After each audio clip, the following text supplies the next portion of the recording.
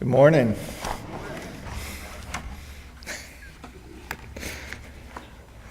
Yeah.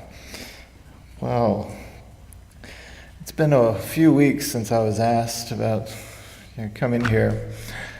And I just know some of you who've done this before, you kind of let that ponder in the back of your mind for weeks. And then the week of, you're like, oh, yeah, this has to happen at some point. But it was always kind of there. And I don't know if it was due to the fact that I teach English and everything that this passage, the John 12, was given to me so I could dig into it, which is one that I really like because it's so simple on the surface, but there's a lot there, for us. So we'll bear with and hope for the best with all of this. The nice thing with the podium, it's going to keep me attached, because usually in the class I'm wading into the classroom, with it and going off script. So here we'll try to stay on script as much as possible, with it. But as was mentioned, fifth Sunday of Lent, Priceless Offering is our theme today. And the sense of extravagance, pleasure, gift giving, all of this doesn't really seem to match up with what we associate as Lent and the approaching of Jesus' passion. But this little episode with Mary actually shows us a little something different. So what I'm going to do is I'm going to read to you the passage so you get a sense of it. It's on the back of your program as well if you want to follow along. So this is John 12, 1-8. 6 days before the Passover, Jesus came to Bethany, the home of Lazarus, whom he had raised from the dead. There they gave a dinner for him. Martha served, and Lazarus was one of those at the table with him. Mary took a pound of costly perfume made of pure nard, anointed Jesus' feet, and wiped them with her hair. The house was filled with the fragrance of the perfume. But Judas, one of his disciples, the one who was about to betray him, said, "Why was this perfume not sold for 300 denarii, and the money given to the poor?" He said this not because he cared about the poor, but because he was a thief. He had kept the common purse and used to steal what was put into it. Jesus said, "Leave her alone. She bought it so she might keep it for the day of my burial. You always have the poor with you, but you do not always have me." There's a lot to unpack in this seemingly simple tale. Within the world of John's gospel, this passage kind of builds a good deal of meaning through its connections with the other parts around it in the gospel. There's Mary's gift, along with Judas's stinginess, has this greater significance because of how it builds into this series of developments. So, Passover is near, so too is Jesus' hour, as he will in the next chapter state, for us. He spends time with Mary, Martha, and Lazarus soon after that pivotal scene where raising Lazarus, from the dead. This foreshadows his power over death. Right, and his own resurrection. So this is that sign that had really stimulated everything and drew people closer to him, started to believe in him, and also created a lot of the plans in the previous chapters for his death. So this is this little pivotal scene in this dinner going on.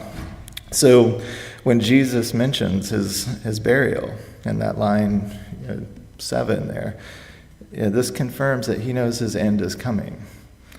Yet Lazarus' presence there at the table shows that death is not going to get the last word. So it's all kind of built symbolically around that. And then Jesus also forges this connection between the anointing of his feet with his burial. As one would do at the time, they would anoint the corpses into the burial chamber. And so Jesus is suggesting that Mary's keeping the perfume in her way, and this possession and using it on him was in fact made into a greater meaning that she may not have even understood at the time. But it all sets up announcing what is coming. This great event that is about to unfold, for all of them. And so, like so often happens in these passages, the sensory details start really coming through. So the sweet smell of Mary's perfume is counter to what we had seen in the passage before about the death of Lazarus and the kind of the stench of the tomb and the death that was there. So we immediately counter that with this beautiful smell of this perfume. And that goes on where life and death, corruption and wholeness are contrasted in this little passage with it. And then of course we get to Mary's wiping of his feet with her hair, and that foreshadows what is going to come up for Jesus as wiping the feet of his disciples. And so this reveals her as this model disciple, counter to what we see with Judas, with it. So this unity that she has, with her, and this really humble, moment, for it all. And we know of the previous passages in John that it's well established that Judith is considered a devil in John's words, with it. But John chooses at this point in his passage to reveal him as a thief as well, and he directly points it out there, with it. And so this creates a clear opposition between him and Mary, and he is false, she is true. He is greedy and self-serving. She is generous and extravagant in her showing of her love and affection. And so her devotion is such a degree. So while this passage helps us appreciate the structure and what's going on, with John's gospel, too much can be done and focused on those dimensions can actually threaten what we're supposed to get out of this, at least on this Sunday, this fifth Sunday of Lent. To take our attention away from Jesus and Mary and the scenario that's happening there, and the intensity of this particular episode and what we can get from it. Likewise, we don't want to kind of put too much into focusing on Judas, his presumed motives and what's going on, there. I mean, that's not really where this is at. What it's after is Mary's model, and this offering, what we can get from that perspective, and that really deserves our attention. So think about it, with Mary's gift exceeds like what would be normal extravagance. If you don't understand, like what she's giving is like worth a year's worth of wages for a laborer of the time. So I mean, kind of put your head around it. It's like, think about what you could do with a year's worth, and in one moment, that's what you're giving. And so you can possibly see where Judas may be going, hey, is that really what's going on? But that it's going to connect us into something that where Jesus is, why he defends her with us and what's going on for us. Now, of course, the part with her hair sometimes gave the scholars some issues with they didn't know what to do with that, because that's, I think all of us can get into like, that seems a little odd, you can understand the wiping of the feet, but then the hair part, but it's there, it's in the gospel, they've had many generations to write that out, and it's still there, it's part of it, for it. So it adds this kind of intimate, sensuous sort of moment, this really close connection to it. And I think that's the idea, is it's really tying to the fact of Mary being so closely connected, so direct with it, and the acceptance of that, through Jesus. And then, of course, the sensory of this, the fragrance of this perfume, just filling the house, because you're talking about, this is a pound of this stuff that's being used in this place. So you know what it's like just walking into one of the stores when they're doing little sprays, and we're using a whole lot, on this. So it's just this. You combine that with the gentle touch of her hair, on this, and it just creates this really expression of deep love that even those watching would know that it wasn't an ordinary thing. And we know it offended at least one of them, because Judas coming through there making his statement. And so you don't know really why. It's like, does he regret losing the prospect of stealing from the sale of that? Or is it, as I think, a little more of, he knows he's not as devoted as she. Like, it's highlighting the fact that he's not, like that. Like, and we get those with people, like why they don't like some of the extravagant things, because it highlights what they're not doing, that they limit themselves, that they cut themselves off, and that becomes a problem. I mean, we can understand a little bit of that with Judas's criticism, because he's posing a legitimate question that many of us over the generations have come to with it, that it has this logic to it's like, hey, why didn't you sell that? It would do so much more for all the poor. And what it gets to is that resembles part of what Jesus was sort of countering, is this rigid, kind of pious thing to the old order of how things should be. And you can see Judas is still tied to that he can't understand this extravagance as Mary is showing. And it's like those acts of true grace and love regularly get slandered, by the rigid rules and structure of the churches or society. Like, they don't understand it, so they just say it's wrong or say that you should do something differently. But is there only one way to be generous, to show grace, to show love? I mean, that's ultimately what the New Testament presents to us over and over again, with it. So, I mean, that's really what Jesus was doing continually in the build-up to the cross. He was breaking those barriers of how we were going to be loved by God. All the other ways previously had barriers to that, conditions to be met. And he's like, nope, this is it. Here's the way, for it.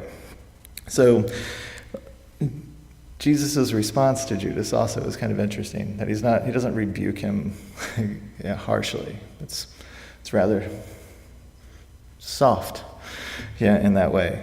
Given that we've really already created Judas to be this villain at the part, it's like Jesus' response, just sets it up in a way that we know he's really speaking more to us, through the gospel than to Judas. He wants to make us understand that when he says, you always have the poor with you, he does not diminish the seriousness of poverty in doing that, like some, think, with it. But he's actually, pointing out the fact that in Deuteronomy, he's saying he's commanded us that they are always going to be with you, and that we should be doing for them. But this particular moment, is different. It's important. It has to be marked in such a way so that that anointing of his feet, as if part of the burial, is crucial to that. He's looking towards his death.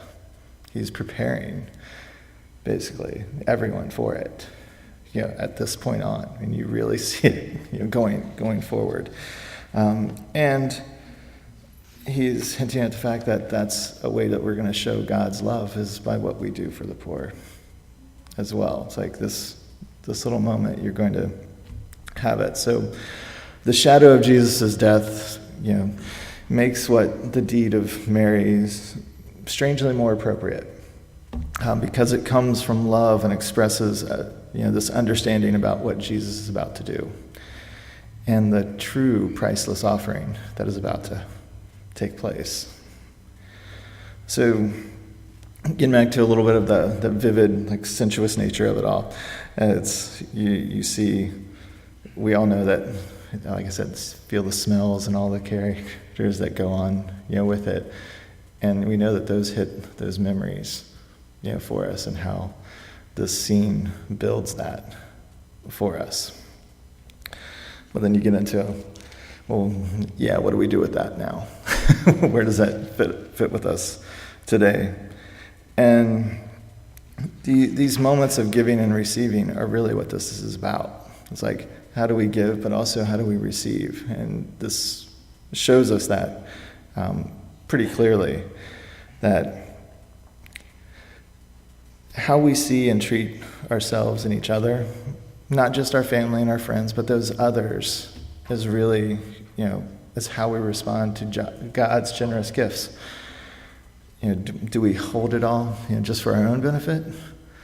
Or do we give it? Do we allow for that to happen? Or do we share it? Or are we so uncertain and insecure that we can't even receive the gift? Because that's part of our problems as well. We often talk a good game about, God's children, but we don't fully act upon it. We either believe that all people have value, or we don't. That's it. That's what's been offered to us. There's not some condition to be met to get God's grace, to be given to us or to receive it. And this shows up in a lot of the lessons that I go through with my students as well. It's why all these pieces of literature, I keep thinking, I got this theory that God's message it's continually there.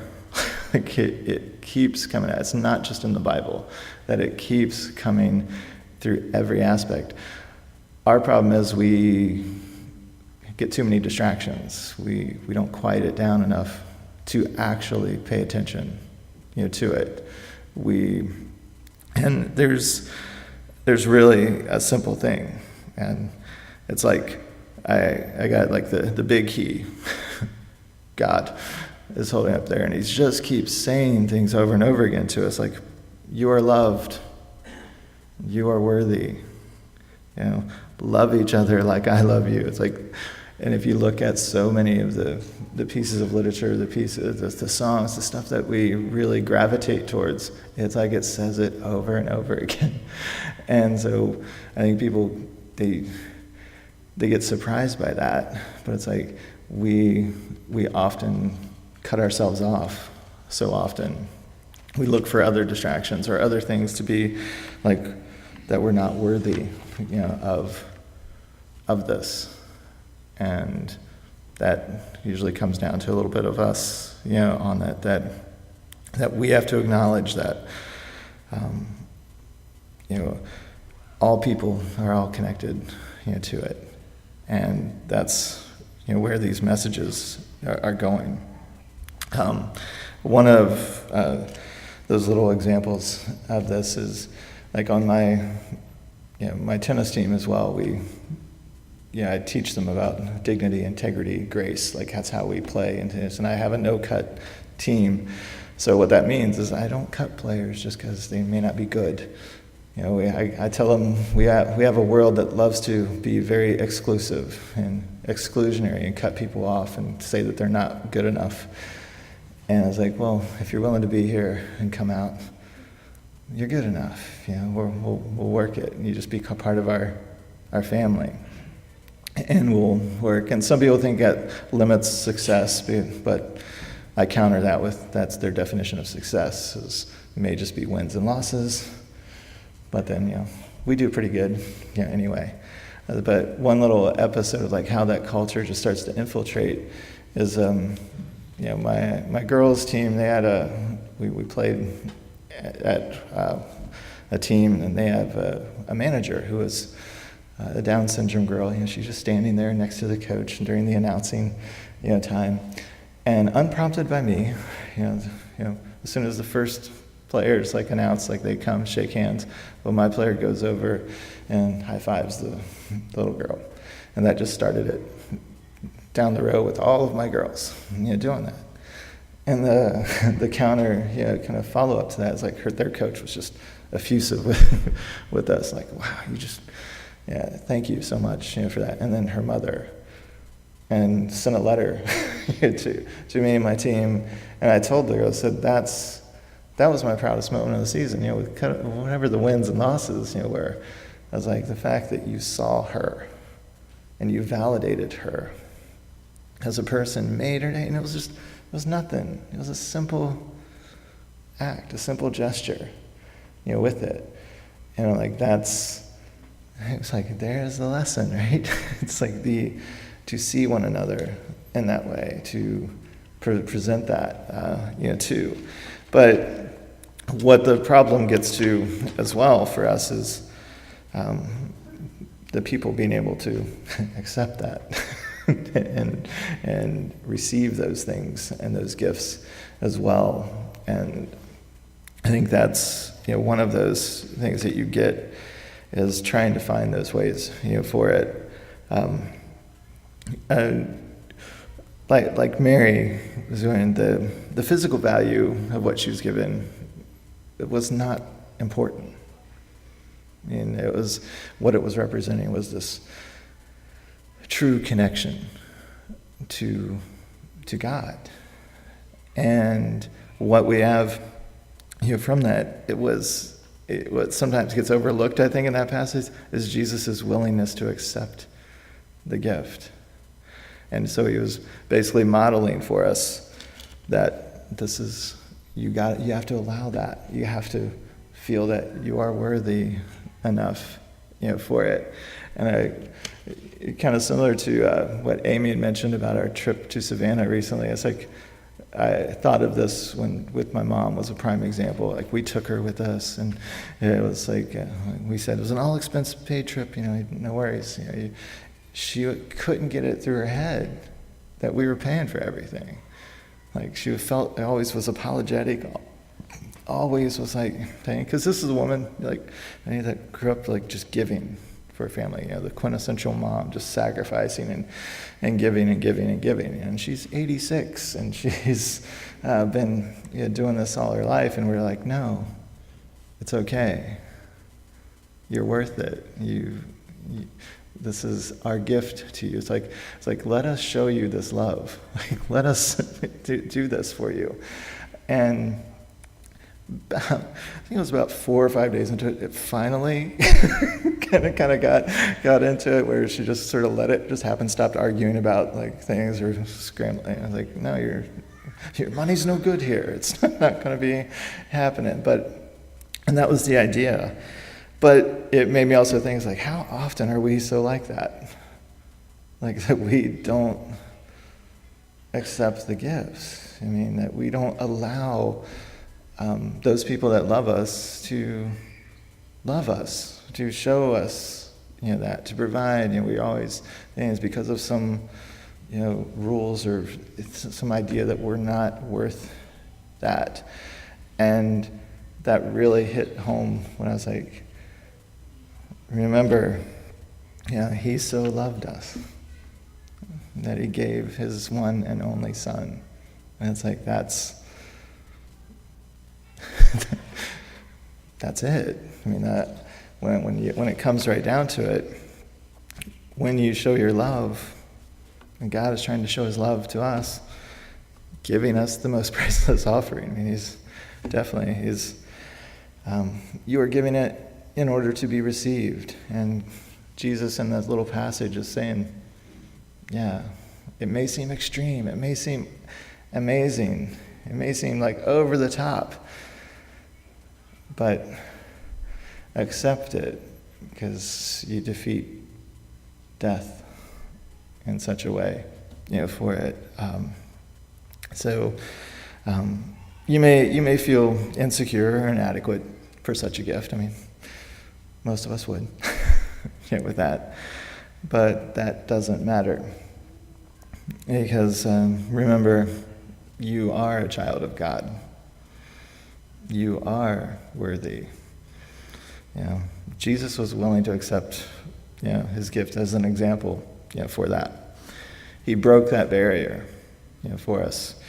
He gave us a way to be whole and to be connected to each other through his priceless offering. So, what are you going to do with that opportunity? And are you going to react with fear and insecurity and all the little things? Or with unconditional love? Are you going to be willing to accept the offering? And today we get to receive, the sacrament of communion. Consider this as you walk up for it, as what that really represents for you. You're accepting this priceless offering, this gift that is so precious.